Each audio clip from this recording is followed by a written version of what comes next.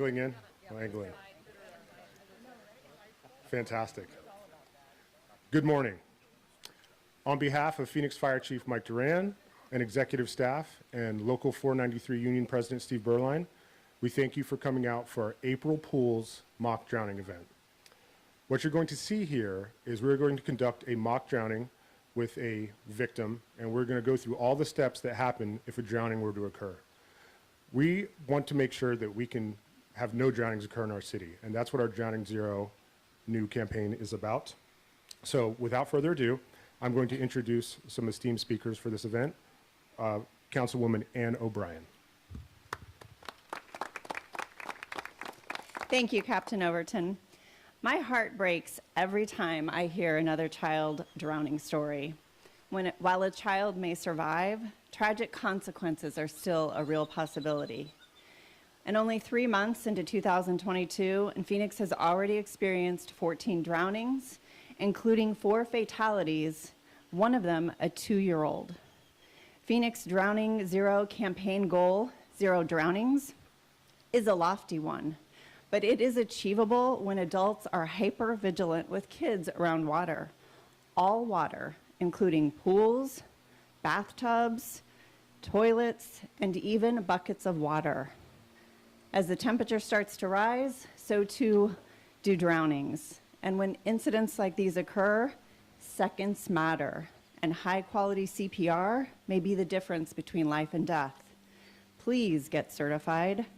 I'd like to thank the Phoenix Fire Department, the Phoenix Firefighters Association, and the Parks and Recreation Department for reminding us of these dangers. Please remain vigilant around water, especially with kids. Now I'd like to introduce Phoenix Fire Chief Mike Duran. He's been with the department nearly 30 years and recently took the reins as fire chief. Chief Duran is dedicated to community risk reduction, and safety education is one of his top priorities. Chief.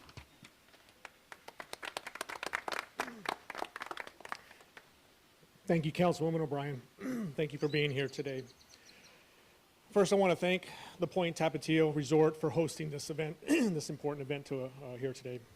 I want to thank our mayor and council for their support on such an important message. I want to thank our public affairs staff for their coordination of this event and for our crews that you will be seeing here today, Engine and Rescue 7, when they perform our mock drowning. I want to thank our partners, City of Phoenix Aquatics Department, Communications Office, SRP, Phoenix Firefighters Local 493, and our Phoenix Police Department for all being here today. As Councilwoman O'Brien mentioned, the City of Phoenix has already experienced 6 pediatric drowning emergencies in the first 3 months of this year. One of those children perished. Depending on the length of time the others were without oxygen, their recovery status will vary. And my heart goes out to those families for what they've experienced. But that is why we are here today. Today we are here to talk about the city's Drowning Zero campaign. Our children depend on adults to protect them and keep them safe. And it requires a constant adult supervision.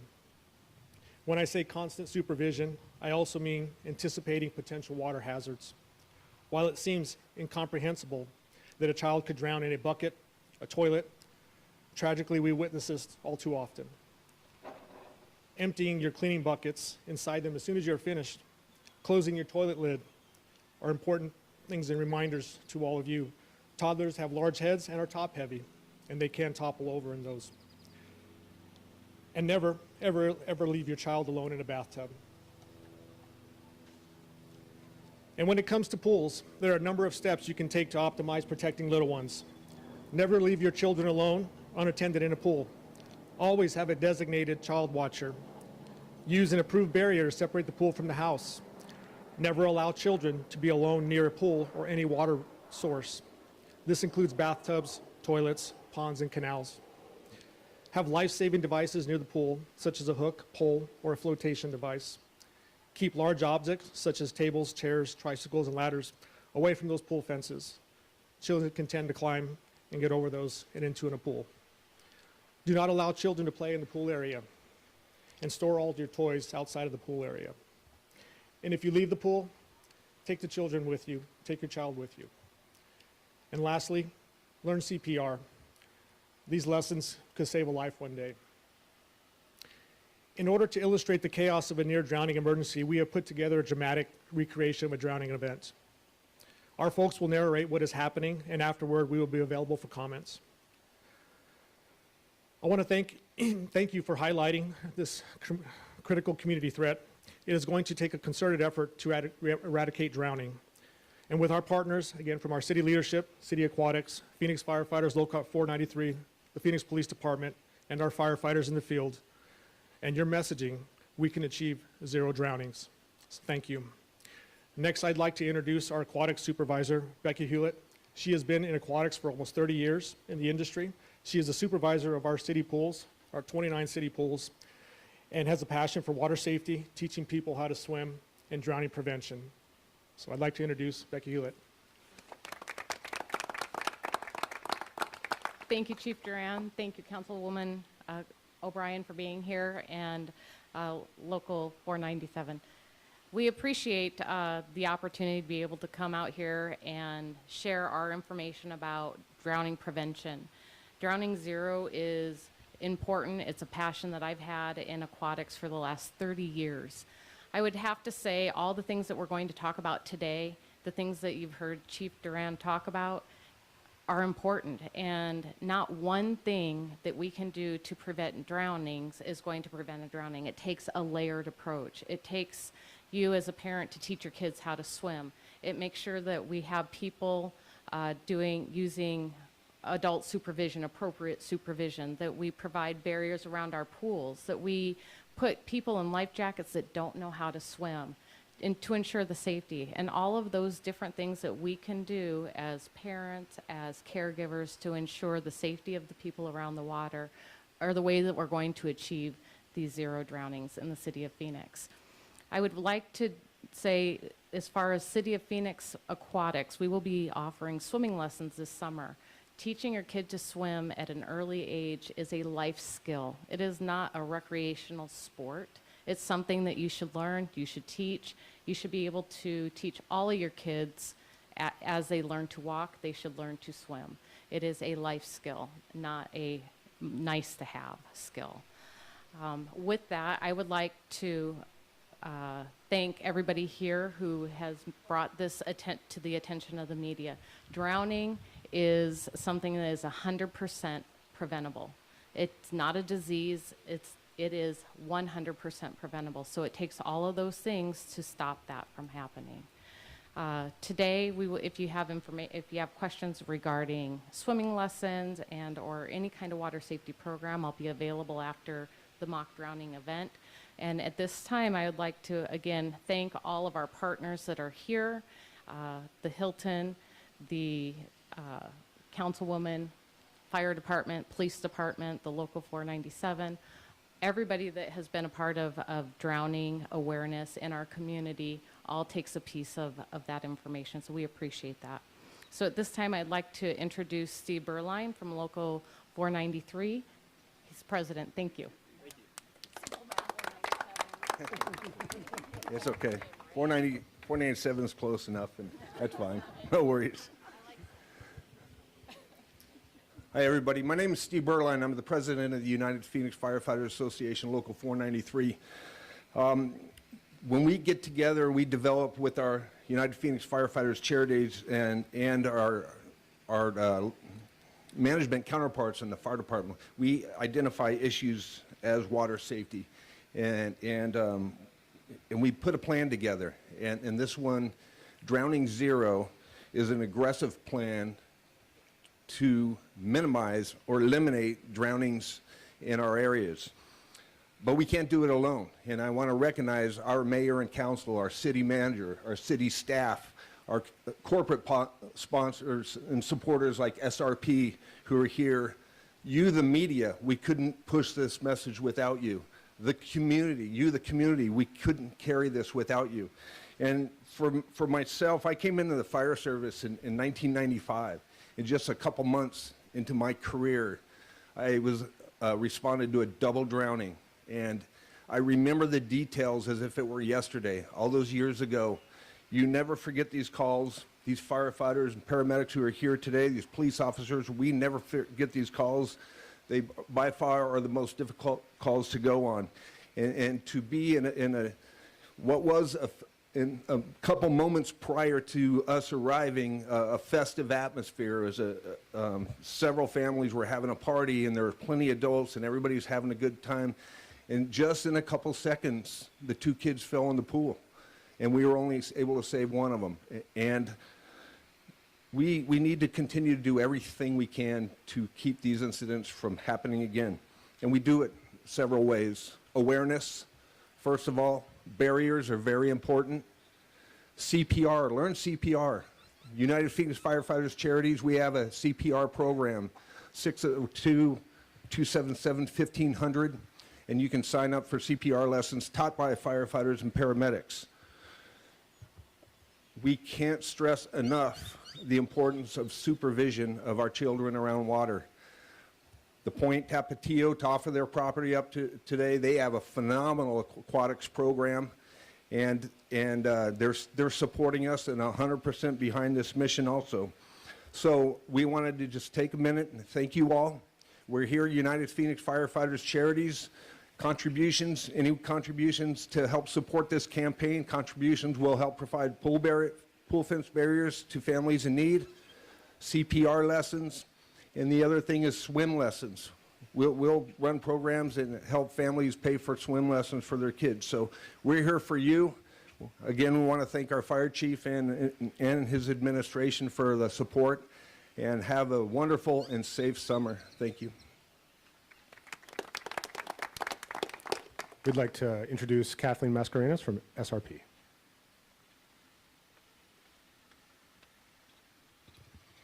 I want to thank Phoenix Fire for holding this event. What you're about to see is extremely heart-wrenching, and I wanted to thank our little model who just was probably getting cold in the water there. Wave at us, please. She is adorable. Without having her here, this would not go off. What you're about to see is very realistic, very heart-wrenching, because our Phoenix Fire Department and our communities deal with this regularly. And as Becky said, it is 100% preventable. So thank you so much for being such an important part of this, okay? You are the key, actually.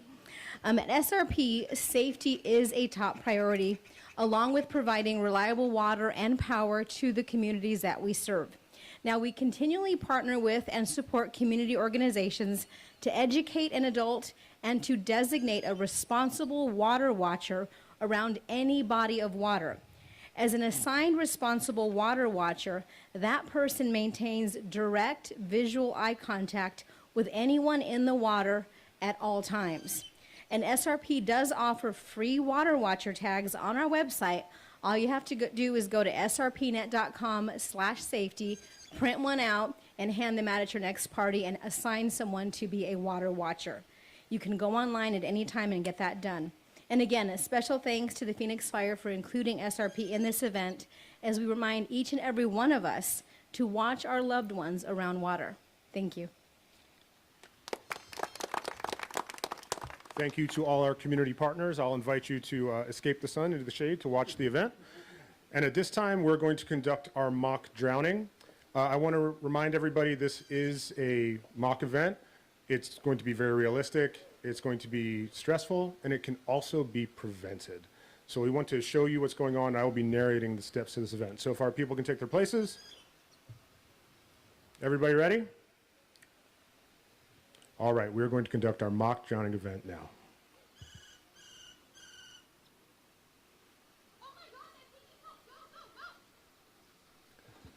So an important thing to tell people is that a drowning might not look like you think it looks. It's not a kid flailing in the water. It's generally they've run out of energy and they begin to float. So it's very important to recognize that a drowning is happening and also to remove the child from that situation. Another very important thing that you're seeing right now is quality bystander CPR. We had a bystander here that happened to know CPR, and they were able to instantly begin compressions, and they also designated somebody to call 911. This is vitally important. We have to have somebody on the line with 911 to receive instruction, to tell our crews where to go, and to be in contact with our people so that we can provide you the best possible service.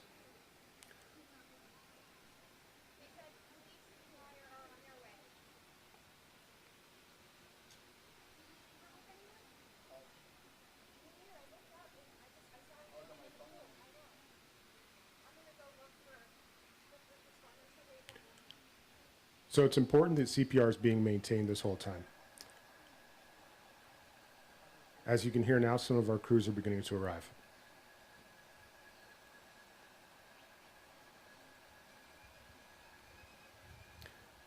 In the city of Phoenix, all of our first responders are trained in CPR. So sometimes the police department might be there first. Sometimes the fire department might be there first. Whoever shows up on scene is a rescuer that's trained to deliver CPR.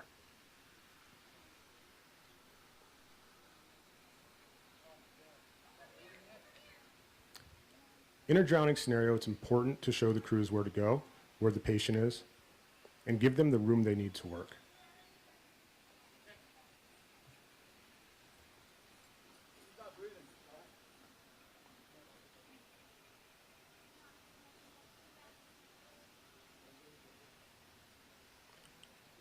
Two members from the Phoenix Police Department have arrived and have taken over CPR from the bystander.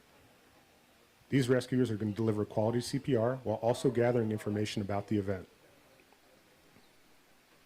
You'll see that in addition to compressions, they have a face mask they can use to deliver breaths to the patient. Now, it's not uncommon to see one of our rescuers go out and find the emergency crews that are coming. The Phoenix Fire Department is en route to this scene with an ambulance to provide definitive care, ALS care, and procedures to this patient.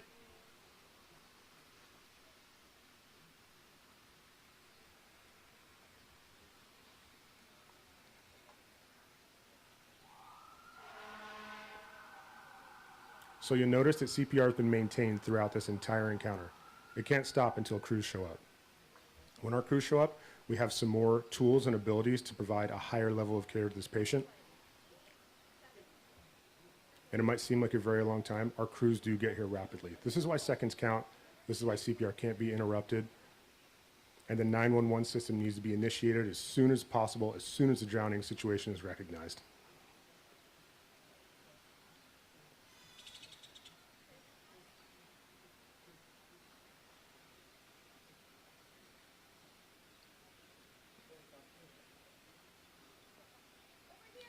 At this time, a paramedic crew from the Phoenix Fire Department has arrived on scene.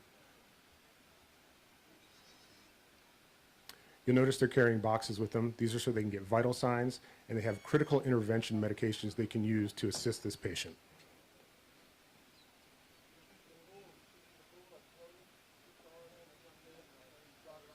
Now, as you see, our Phoenix Fire Department paramedic crew has taken over for the first responding PD officers. We have members who are gathering information about the event. We have members who are directly contacting the patient, continuing that high-quality CPR throughout this entire event.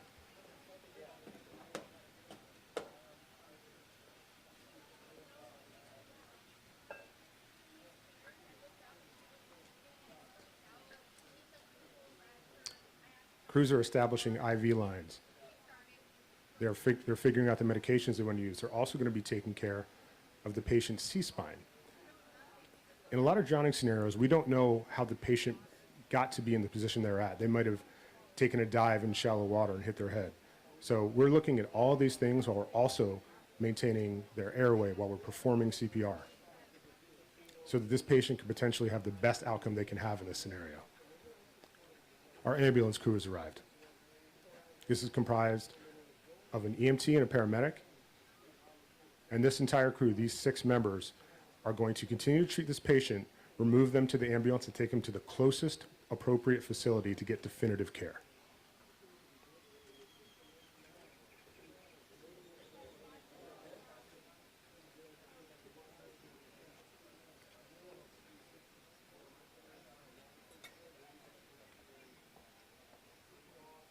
As you can see, there's a lot of things happening in this area, so if you ever do happen upon a drowning scenario, it's very important you give the crews the room they need to work.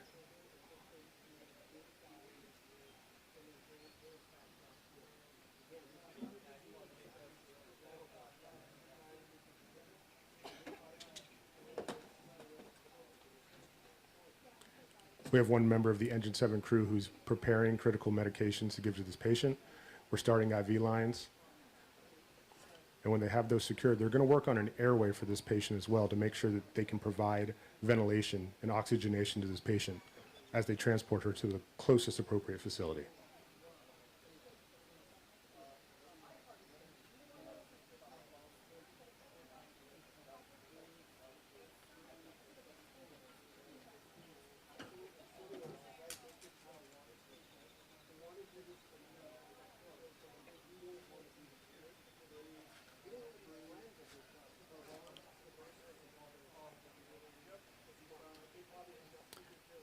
At this time, the crews are taking care of the patient's spinal consideration while putting her onto a spine board, and they're going to load her onto the gurney so they can begin to remove her to the hospital.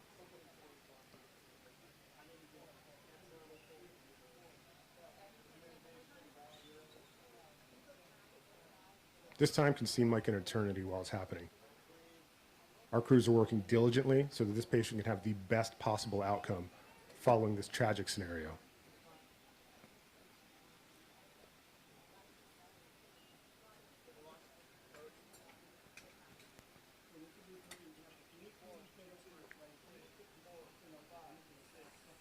Our crews have now, they're oxygenating the patient. They have a bagged valve mask to deliver ventilation.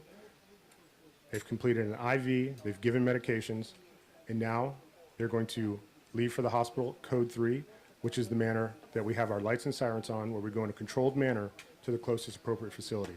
And this is another great time to remind you that when you see sirens and lights, please pull to the right. Give our crews the space they need to get to the hospital safely so that this patient can have the best possible outcome.